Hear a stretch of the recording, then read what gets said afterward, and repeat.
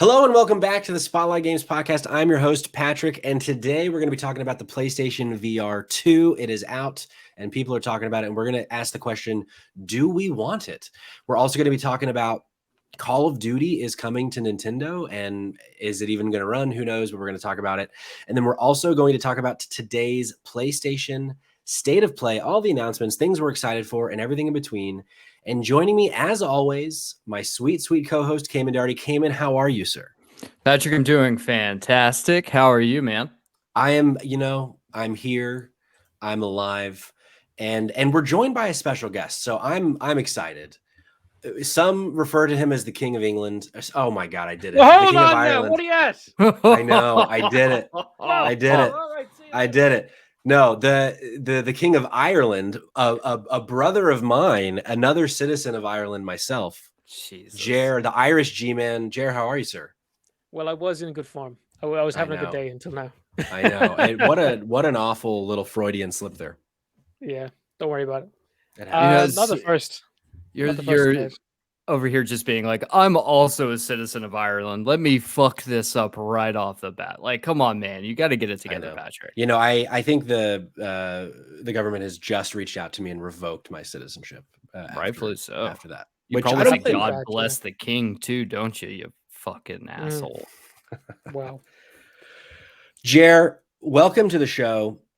For those of you who don't know who Jer is, maybe Jer, give the folks at home a little bit about who you are, what you do, what you stream, anything that you want them to know about you.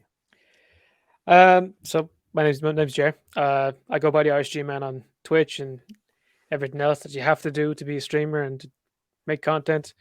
In my final year of university, I stream some fucking crazy games. I can curse, right? That's yes, okay? yeah, we can say whatever we want as long as it's not offensive. Yeah, of course. Yeah. Well, you offended me at the start, so. Well, no, I know. I honestly, I should probably just leave the podcast at this point. I can take it over from here, probably. Sure. I don't know, maybe. All right. See you later, boys. But yeah, let's do a bunch of random games. To be honest, I'm a variety streamer. I'm trying to do more FPS games at the moment because Okay. I like to be a little bit competitive. I used to be an archer. I was a world champion in 2019, and the world went to shit. And you're telling me. I'm done now, so I've retired since. So I'd like to put that energy into this. So hey, there we go. What do you have a favorite game of all time? Of all time? Yes. It's hard to pick exactly one, but the feeling I'm getting, this month, this year is The Evil Within. Okay. Dude, that series is incredible to me. It's really good. We almost talked a little bit about that, and maybe we can pivot and talk about that with Shinji Mikami leaving Tango Gameworks, the developers behind The Evil Within. But I know Cayman is a big fan of The Evil Within as well. It's true. Dude. It's true. I would have also accepted Bulletstorm as your favorite game. That would have been totally fine too. Are you familiar with Bulletstorm, Jer? No, I'll look it up. It's trash. Oh, says the man who's never actually played the game, but it's Cayman's favorite game of all time. Yes. What is your favorite game? I know we're early in the year. We're not even a full 2 months in, but what's your favorite game that you've played so far in the year 2023? So I've done Warzone 2, Evil Within. Favorite indie game for sure was Garden of Banban. I haven't played that one. Maybe I'd say Warzone 2 has been pretty good. Sure. I've heard good things. Don't shoot me. I would never. Well, fantastic. The folks at home know a little bit about who you are now. And that's all they need, because this is the Spotlight Games podcast, where each week we talk about the latest and the greatest in the world of video games. You can get it by subscribing to our YouTube channel at Spotlight Games Pod, or by searching for Spotlight Games in your favorite podcast app. And hey, you can be on the show by tuning in as we record live Tuesdays normally at 8 p.m. Eastern Time. Today, a little special Thursday night at 8 p.m. Eastern Time on twitch.tv/Spotlight Games Pod. So be sure to follow us there so that you're notified when we go live, so you can be part of the conversation. Cayman, we have a new episode of Save Trash Cinema, our sister podcast, out today. Fuck yeah, we do. It's been out for a couple days now, since we're late here this week. Tell the folks at home about it. Yeah, so live right now, we have an interview with director, writer, producer Tony Wash, probably known from Bloody Disgusting. He is currently heading up Bloody Disgusting Screambox TV division. So if you are a horror fan and you're not using Screambox, I highly recommend it. You can go check out The Outwaters right now, which is honestly one of the best horror films I've seen in years. But Tony heads up the Bloody Bites portion, which is a collection essentially of a bunch of really great short films from creators all across the world, including none other than Alex Austin and Keir Seward, who are good friends of the show. Yeah. And so he came on to talk about some of the films he directed, talk about producing, and talks at great length about how wonderful Screambox is and how Shudder and Screambox and these streaming services are essentially saving indie horror and ultimately saving trash cinema in the process. And let me tell you, man, it's a little bit of a long episode, but it is an awesome, awesome episode. Tony's a great guy and just a lovely time with him. So very excited for the world to get their ears on it. Let's go. We also this week, our newest podcasting endeavor, Spotlight TV, the newest episode about The Last of Us, episode 6, our deep dive with special guest Emily Rose from Who the F Knows with Emily Rose.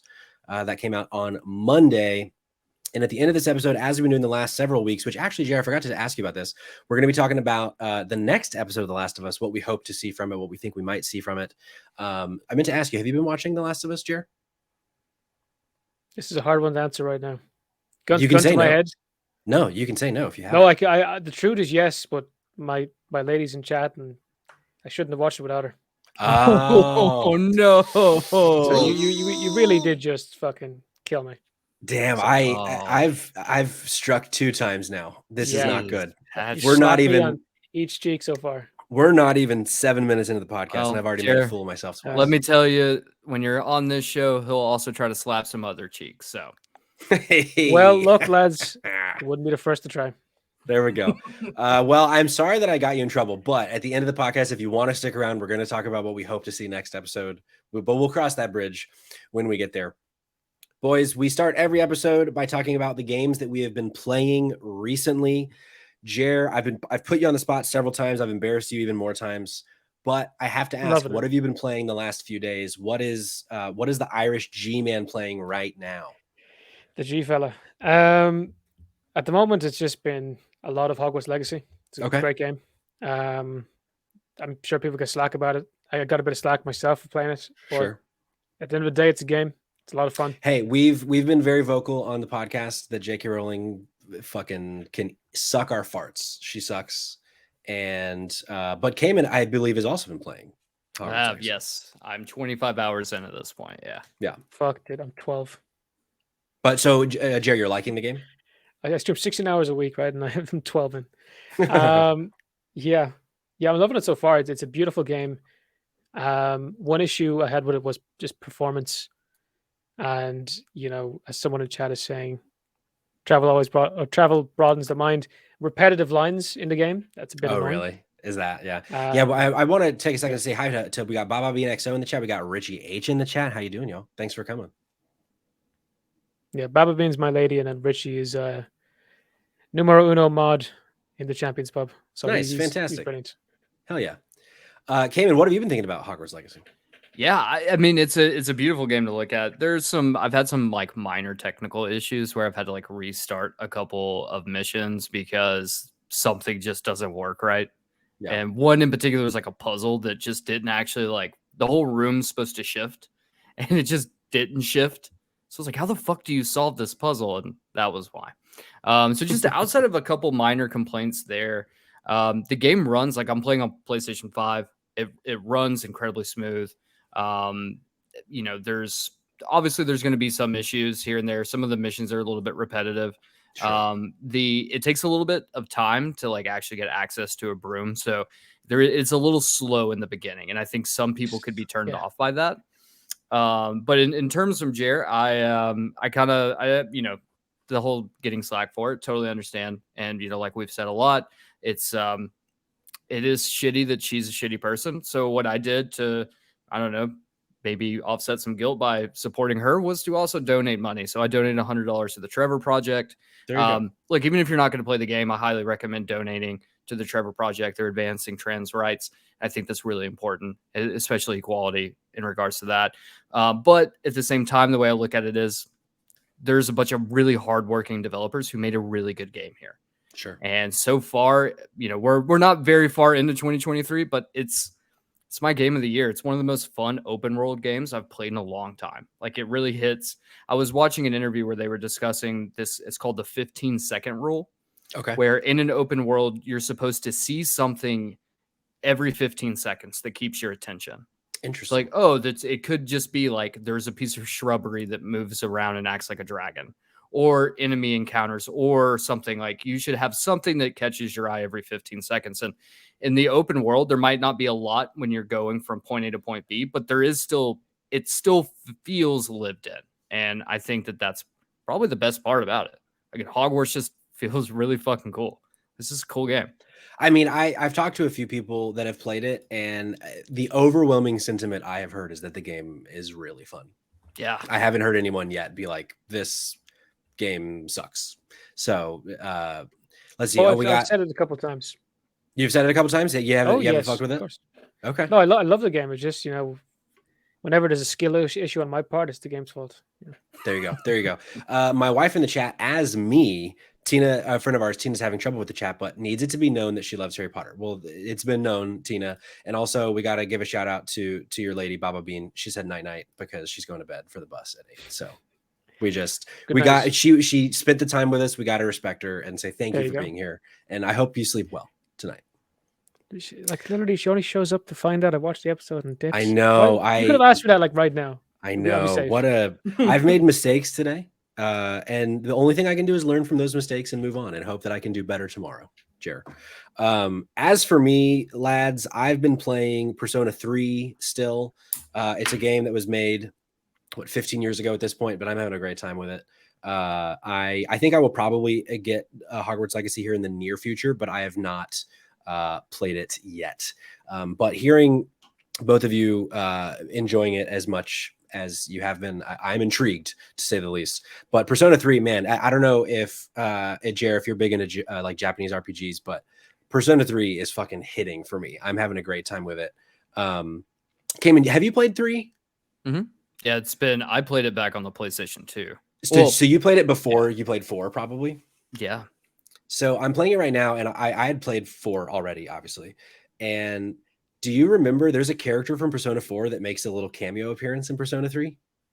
Because that just happened for me, and I about threw my Switch across the room because I was so shocked by it. This is a deep cut. Like, I don't know how many people care about this Persona 3 Let's talk cameo. off air. Let's talk off air. I'm curious. Okay, we'll talk off air. But if you are big on JRPGs and you've been considering Persona 3, it fucking rules. Like, I'm having such a good time with it. JRPG stands for Japanese. It is, yeah. Dude, I was assuming people were just making shit up. I'm serious. Yeah, no, well, yeah, that's because usually the rules of combat it's like that turn-based, like Final Fantasy type, whereas Fallout 4, Fallout 3, Skyrim, a Western RPG feels a lot different. But so that's what that means. We like to educate people here on this podcast, Jared. Thanks. So hey, here we are. But yeah, I've been having a blast with it. Like I said, it's on like everything now. It's on Switch, PC, Xbox PC, all the things. So check it out if you want to play some JRPGs. Boys, the PlayStation VR2 came out this week. Mm-hmm. And I don't know about either of you guys, but I've been interested in this piece of hardware. What I want to do is I want to start the conversation by hearing about if you guys have used VR, and then we're going to do some kind of reviews from what people are saying about it. And then I want to know if you guys plan on potentially getting this one day. I mean, it has a pretty high price tag, but so Jer, have you fucked around at all with VR before? Yeah, I love it, man. It's one of the things I play in my free time, especially during the winter, like Pavlov, VR chat, Super Hot, Blade and Sorcery, Bone Lab or Bone Works, all that kind of stuff. I love it. Fantastic. Do you have which one do you have? Or MetaQuest or what do you have? Quest 2. Quest 2, cool. Is PSVR 2 on your radar at all? I don't have a PlayStation, so no. Gotcha. Okay, sure, right. It's For PC you, now. it'll be a lot more expensive than if you already have a PlayStation. Yeah. Cayman, what about you? Yeah, so my only experiences with VR has been the Quest 2 as well. Okay. And while it's cool and I think it's like a very inventive, I don't know, something about like like finishing up my workday, I kick back on the couch, I pop on the PlayStation, I play a little whatever I'm playing at the time, and I can still have like the interactions around me, Yeah. like while I'm doing that. Whereas I feel so like limited with VR, where it's like you put the headset on and you're essentially lost to the world. Like, don't Sure. talk to me. I can't interact with you. Like, I don't know what's happening around Yeah. me. And also, it's kind of a terrifying feeling because my wife loves to like fuck with me when I'm like preoccupied. Sure. So, like, it's just lurking around every corner. I just know there's going to be a herd there to try to scare the shit out of me. But yeah, You I need mean, to start locking doors, man. You need to hide. You need to hide from your wife. I need an office is what I need. But yeah, no, I think if it wasn't for the fact that it is so goddamn It expensive, is so expensive. then like maybe it's on my radar. But you're gonna have to sell me with some like incredible games to go alongside that price tag. Well, let's hear from some folks who have had their hands on it, what they think. So this is from IG, and they give it a 9 out of 10. Gabriel Moss says the PlayStation VR2 may seem pricey given that it costs $150 more than the base PS5 digital edition, which in American dollars is $550, which is fucking absurd. Even so, it's such a quantum leap over the original PSVR in terms of ease of use, visual quality, and immersion that any PlayStation owner who loves VR should upgrade as soon as possible.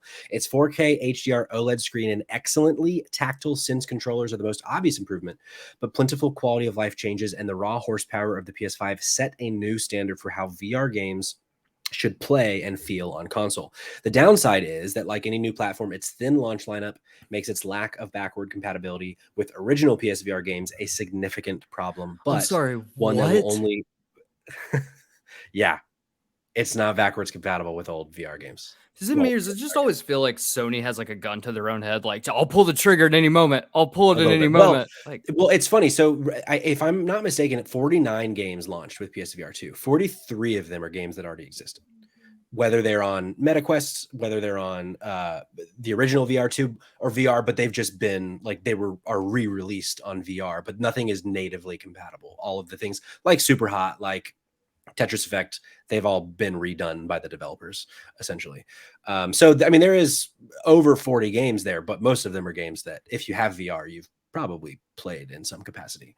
Tony in the chat, Horizon Zero Dawn for PSVR might be next level. And that's the thing. It's like, I read this review from IGN saying that it's fucking incredible, but then I read the review, which I don't have. I think, yeah, here we go. They say, so they gave it a 7 out of 10. Horizon Call of the Mountains exciting highs elevate it just enough above its often monotonous climbing mechanics to create a full first blockbuster scale entry into the PSVR 2 library. Though intuitive design, awesome spectacle, and gripping combat, Horizon's first step into virtual reality is one packed with exciting encounters that its slower stretches may sometimes detract from, but never threaten to derail completely. It's an enjoyable, if not essential, chapter of the Horizon story. So like that, well, I mean, it's a positive review, right? But like, it doesn't convince me to spend over $500 on a VR. And like a game like Horizon for me, like that's the thing that would have gotten me to get a VR. And the fact that that's not gives me concerns. But I'm curious, like so Jared, obviously you don't have a PlayStation, but is there anything that would move the needle for you to want to get a PlayStation to get VR, or is it that's just too much? That's too many dollars at that point for you. I mean, I got a PC. If it's not running properly, I get a new card, slap it in, new CPU, it's whatever. My console days are over. So yeah, makes sense.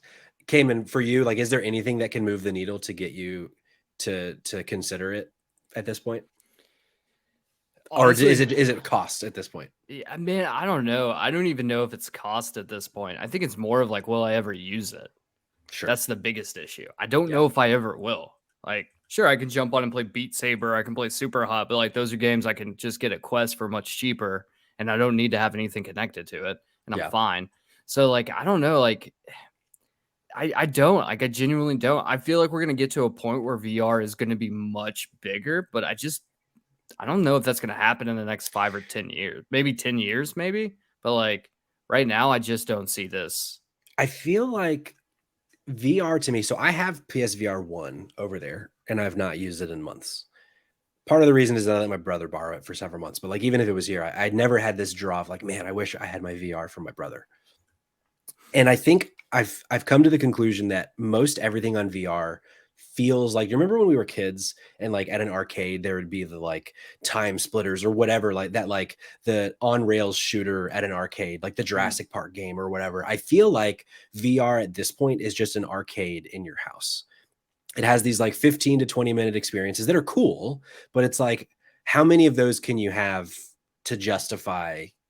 Like, it's fun to have people over and be like, oh yeah, check this, play Super Hot, it's really cool, or play the fucking the roller coastery one on PS or on the PlayStation VR. Like, they're fun experiences, but that's all they are, it seems, is experiences. And for Horizon, it seems like to not kind of take it to the next level is a bit disappointing for me. A friend of ours, Gray, is going to hopefully come on the show here soon because he actually has a VR2. He just got it yesterday. So hopefully we'll get some actual hands-on impressions. But yeah, I don't know. I'm a bit disappointed that in that. But hey, it is what it is. Okay, go on. No. What were you going to say? So I don't get it. What's the deal with Horizon and this VR2 thing? Like, it's not gonna work on it. Is that what you're saying? No, so it's going to work on it. It just seems like it's one of those things where to bring such a big franchise like Horizon to VR, for me, is kind of that carrot of like, oh, well, maybe a huge game like that will be enough for me to like consider buying it. But then to read the reviews and it just seemed like it's a good game, but like I would want something that'll like feel like it changes the landscape of what video games can do for me to spend nearly $600. Like it's a lot of money, right? So I would hope that, like Richie in the chat was saying, he has HTC Vive, which I've never played with, but like I know Half-Life Alyx can work on an HTC Vive, which I've heard is like, that is one of those things where if you want to really experience how fucking cool VR is, that's the game for it. And I think I was kind of hoping that Horizon would have that kind of a pull to it. And it seems like that's not the case. It seems like it's just another bow and arrow, climb up a mountain type VR thing, which, we've had a bunch of at this point. It seems that's my point, I guess. But hey, once we bring Gray on the show, we'll hopefully have someone who's actually put their hands on it, because I've not. So this is just reading other people's experiences. But do you own I thought it was interesting. Say again. Do you own a PlayStation? I do. Okay. Yeah. So yeah, man, it's not made for everyone. Like it's a niche within a niche. For sure. Exclusive for the exclusive. Yeah. Like Horizon's an exclusive game, and then just add to that. For sure. Only experience it with their own VR headset. Yeah. It's made for people who already have the thing, man. If you want to do it cheap, sure. you have a PC sitting there, and it's chugging along. It sounds like it's about to take off when you're playing VR, but yeah. Yeah.